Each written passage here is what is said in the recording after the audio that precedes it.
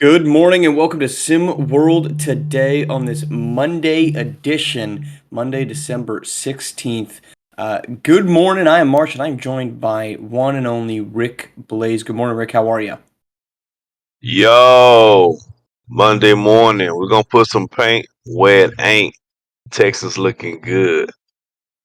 They sure are. We can start right there where the Houston Texans have clinched the AFC South, becoming the fourth AFC team to make the playoffs. And as the NFC remains as wide open as it could be for the final playoff spots, the AFC is just about wrapped up. Four teams clinched. The other three have a two-game edge with 3 games to go. Seems likely that our playoff teams are just about set in the AFC. One of them, of course, will be top-seeded Kansas City.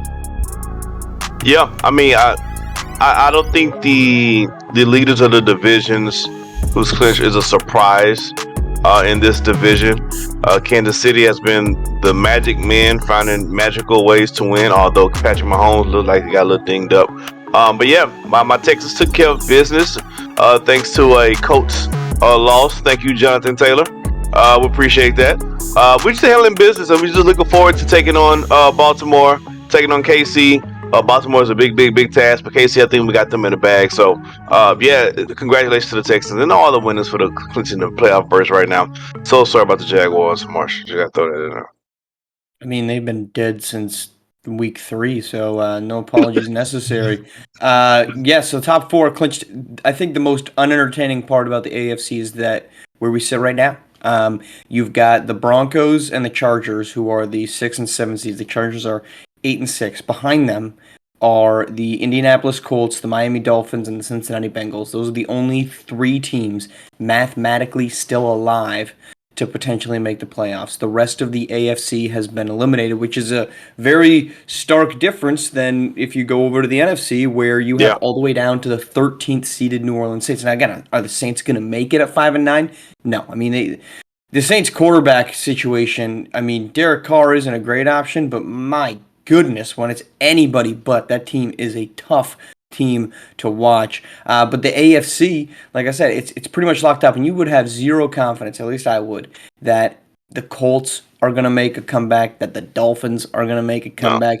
You can convince me, you could make it a good argument rather about the Bengals, but your margin of error is one singular game, and they got a big win against Tennessee. But that's going to be what it is to watch. The NFC, on the other hand, just so much more competitive. Washington needed a win. They just barely got it against Barely. the Saints. Otherwise, this would have been a much different conversation, though. Sitting there just had 1 game edge on the Seahawks, 2 games up on the Cardinals. Yep, and listen to you said the Saints, which they have a quarterback carousel going on right now, and none of the rides are really fun. I think Rattler may have is the best out of the options available, so we'll see. But think about that: the Saints went for two to beat the. I guess you're not making the playoffs. You want to go for the win. You don't want to go to overtime. I get it. But thank goodness for the Washington Commanders that the Saints went for two and came up short. Or again, like you said, this would be a totally different conversation, and Skinny would be losing a lot less sleep right now as we speak. So, but the Skins pulled. I'm sorry, the Commanders pulled it off. And so the AFC, I can't wait for the Atlanta Falcons to be mathematically eliminated so we can go ahead and sit Kirk Cousins down and let Michael Penix get in the game, which he should rightfully do right now because Kirk Cousins is sucking. We're going to see him on Monday night. He's historically terrible on Monday night.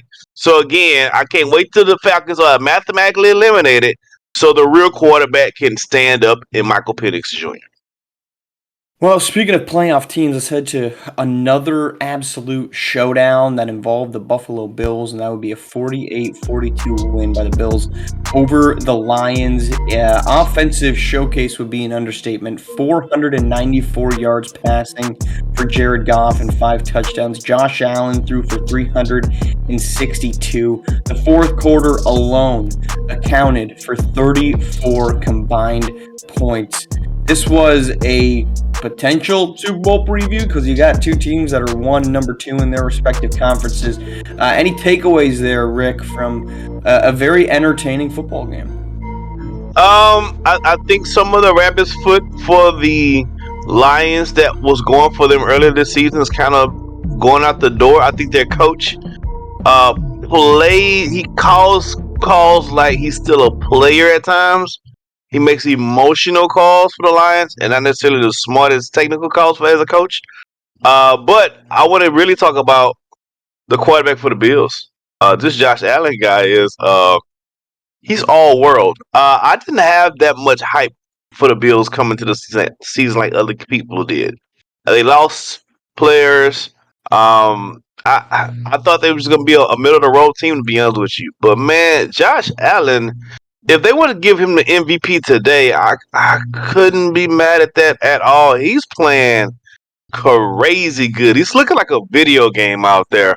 Running it, passing it, throwing it. He's looking all world right now. Josh Allen, all world right now. Are you just coming to the conclusion that Josh Allen is this good? I've just come to the conclusion that he has the ability to carry his team by himself. Yes. There are a lot of good quarterbacks that can't carry a team from first quarter to fourth quarter by themselves. Patrick Mahomes is the best of them. Josh Allen, to me, now has arrived in that conversation. He was in that conversation. I don't put no one else in the stratosphere for Patrick Mahomes ever. Josh Allen has arrived to that conversation now. Yes, I'm just coming to that conclusion. That's fair. I think that and I think we've talked about this topic before, as it relates to the Buffalo Bills. Great quarterbacks cover up a heck of a lot of your other issues, and what we kind of were getting masked with the last couple of seasons in Buffalo was, Josh Allen's really good. I mean, he's thrown for over 4,200 yards every single season since 2020. He's thrown for at least 30 touchdowns in 4 of the last 5 years. Last season was 29. But he's done a really great job of not being Josh Allen. And what I mean by that is the last 4 years, he would make some of the dumbest throws that just did not need to happen. I mean, last season, 18 picks. The year before that, 14. Before that, 15. He's at 5 right now. He has become a much better passer because, and I don't think this is just a coincidence, but the moment Mike Evans is gone and the moment Stephon Diggs is gone, and suddenly you aren't dealing with these just chuck it up, F it, I'm throwing deep, he might be down there kind of guys, you have to be a lot more conscientious of where you're going with the football. And that's not to say that Mac Hollins and Shakir and Keon Coleman and Dalton Kincaid aren't really good receiving options. They are. But they aren't the diva. Then you can relate to that one, not you being a diva, but Stephon Diggs in Houston. You don't have that guy that's like, where's my 17 targets and where's my 8 receptions, right? You got guys that are like, man, I was open, but so was the guy 2 spots down. Or actually, believe it or not, I might think I was open, but there was double safety coverage, and if I had gone for that football, I'd probably be on the concussion list for the next 3 weeks. This is a football team that's just more consistent across the board, and I think that's bringing out the better version of Josh Allen, and he's also just been more committed to being intelligent with the football, right? He's got 91 carries this season. He had 111. He's got 120 the 2 years before that. He's got 5.3 yards per carry. He's got 11 touchdowns. He's not afraid to tuck and run. And I think that's something that once we build this out to the entire season, it's probably going to be statistically consistent, but I think we're seeing a lot more of the intelligent decisions out of Josh Allen that we just didn't see in previous seasons. Yeah. The turnovers have really been the biggest thing. Like you say, he will make great plays all the time, but he will also give you 2 to 3 turnovers with those 4 touchdowns. Now he's giving you the 4 touchdowns with no turnovers or 1 turnover. He's protecting the ball. Patrick Mahomes, Josh Allen has entered the chat. Also the fact that Patrick Mahomes has not looked good this season and is a bit of riding the coattails of status. I mean, he had 159 yards. He's great when he needs to be. This is not me saying he's not the best quarterback. He is the best quarterback in SWFL. I mean, he will be mediocre for 3 quarters and change, and then 5 minutes. He's doing the Tom Brady. 5 minutes left. Yes. You're like, well, okay, this is a 1-possession game, and he has a chance to take the lead. 100%. They're about to do it. All right, let's move on to SWBA, where Cup semifinals were this past weekend. Milwaukee and Oklahoma City both won to advance to Tuesday's championship game. I've got some stuff coming on the podcast tonight about your Houston Rockets because they continue to have offensive troubles. The Milwaukee Bucks rally back against a Hawks team that was playing pretty competitively on defense, squaring up our Tuesday championship game. Rick, I'll let you take it where you want. Bucks, Rockets, Thunder, and Hawks, your takeaways from Saturday and what you're looking for on Tuesday.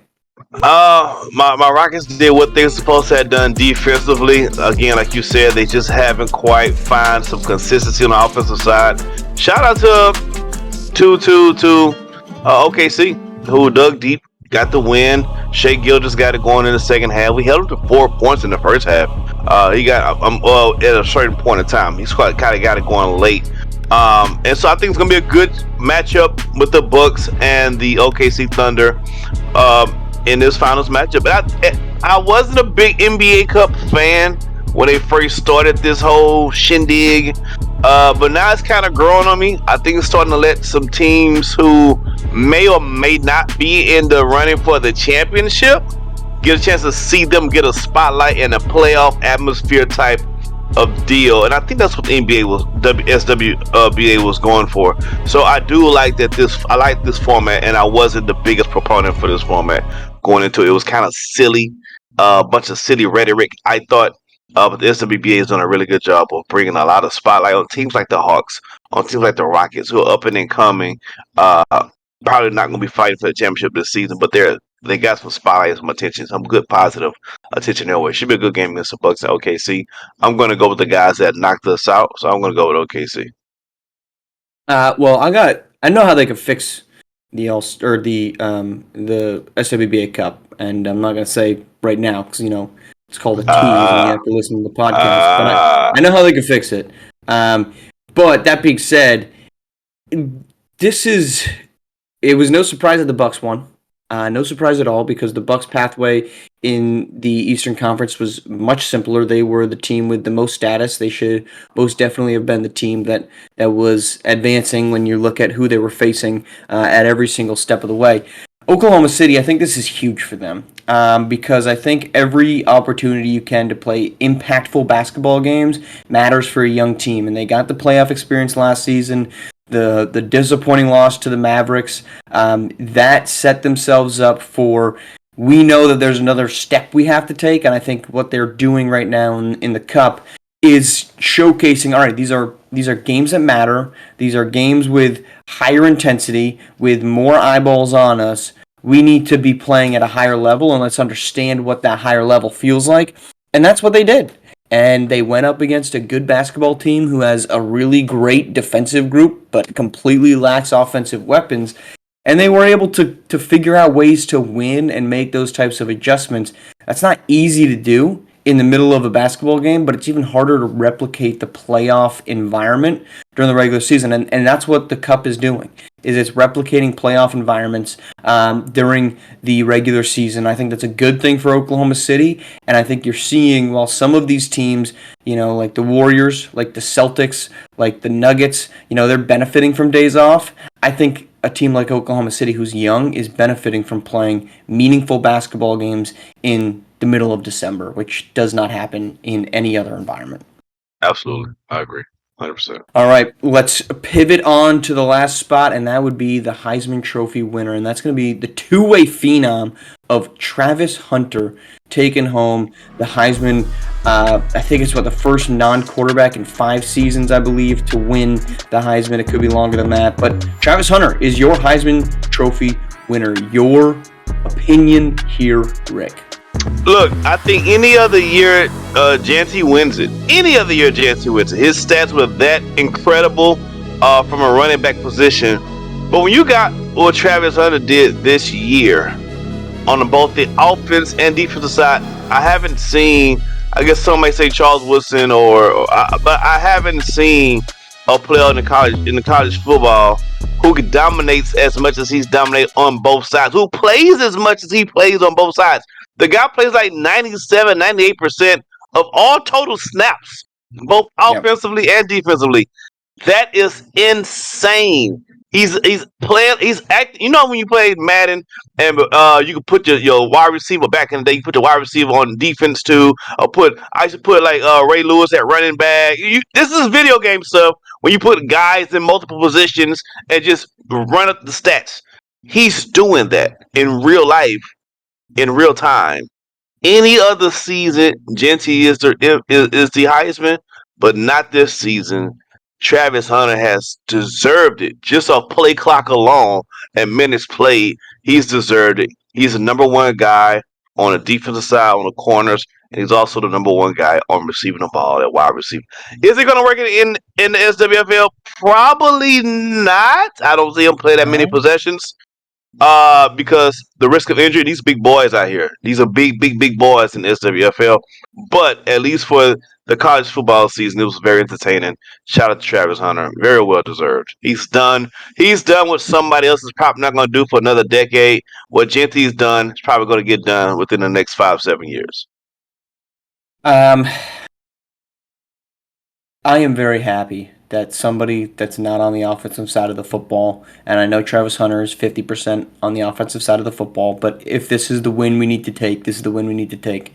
I am very happy that it's not just an offensive player walking away with an award. And I'm been very happy in the seasons in which we don't have a quarterback win the award, because at this point, and it's sort of like the MVP in the SWFL, we'll just call it a quarterback award if we're not going to even accept the fact that Saquon Barkley could win the MVP. So I'm very happy that a non-quarterback won this award. I'm very happy that a defensive player, as part of his, because I don't know that if Travis Hunter is just a wide receiver, I don't think he's winning the Heisman. It's definitely Genty's at that point. So the fact that we can have somebody showcase a complete game of football, which, I mean, heck, if you could make the argument, even if his stats weren't as good as what they are, the Heisman's the best football player in college football. Yes, I don't see Genty playing middle linebacker on the other side. So even by definition, the guy playing both sides of the football would indicate he is the best player in college football. But I think this is a great thing for college football. I think it's a great thing for Travis Hunter. Genty said he should have walked away with it. I mean, of course you're going to say that. I love the competitor that he says, that guy won, don't give a F. I should have been the dude. Give me the Heisman. Give me every other award I can win because I'm that guy. I love that. But to your point, yeah, you're probably going to see another dude in college football putting up godforsaken numbers because they're just going to be able to be more powerful than the guy next to him. But for this one, I love it. And I hope that Travis Hunter has a very successful career in the SWFL because he's just fun to watch. He's entertaining. Does he play both ways for you in the SWFL? Does he play both ways? I do. I mean, I think you're probably trying to pick him on one side, and then you say, and I think that's probably corner, and then you say, let's use him when we can on the offensive side because he's just a game-breaking athlete. You know, yeah, he's smaller. I just don't think he's not a 97% snaps on both sides, but I think if he's primary on the cornerback side, that's not a lot of contact as a corner. You know, you are going deep with guys. I need to shut you down on the other side, and then if I can get him in for 25 snaps a game, and I can get him, you know, quick motions, you know, a couple plays that do not put him over the middle of the field. A gadget guy. Yeah, 100%. I want the ball in his hands because he breaks the game when he has it in his hands, and I'm going to limit his impact or his contact opportunities on the offensive side of the ball. All right, that's our show. We've got a little 3P of SimWorld U games tonight, all on local broadcasts. So remember to tune into the recaps to those. We'll be talking about that tomorrow morning on the show, plus all the things that are going on in SWBA and SWFL. Make sure you're hitting like, hitting subscribe, and tuning in when this bad boy and all of our other content pieces drop on SimWorld TV. Rick, great to see you. We'll see you again on Friday. Thank you all for tuning in. We're back tomorrow on SimWorld TV, the only place you can see the game, be the game.